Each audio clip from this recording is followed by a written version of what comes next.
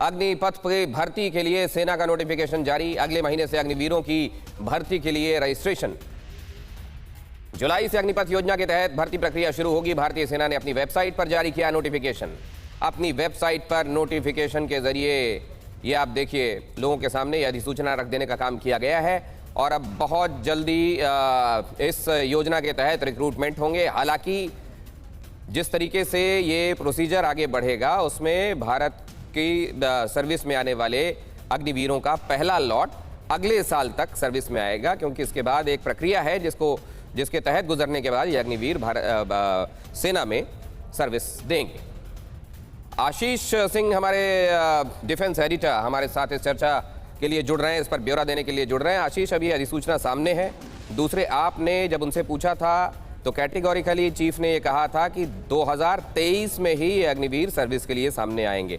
एक तरफ ये विरोध प्रदर्शन, दूसरी तरफ ये प्रक्रिया, आपका अपडेट।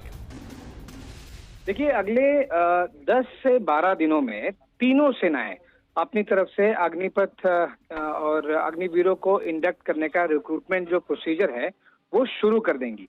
और मुझे लगता है कि नेवी और एयरफोर्स में तो इस साल ही पहला अग्निवीर दोनों सेनाओं में हो जाएगा और आर्मी में भी मुझे लग रहा है दिसंबर या फिर जनवरी तक में पहला अग्निवीर इंडियन आर्मी में भी आ जाएगा। तो जो प्रोसीजर है, जो हम दर्शकों को रिक्रूटमेंट स्कीम की डिटेल्स भी दिखा रहे हैं, नोटिफिकेशन इंडियन आर्मी की रिक्रूटमेंट वेबसाइट पर लॉन्च कर दिया गया है।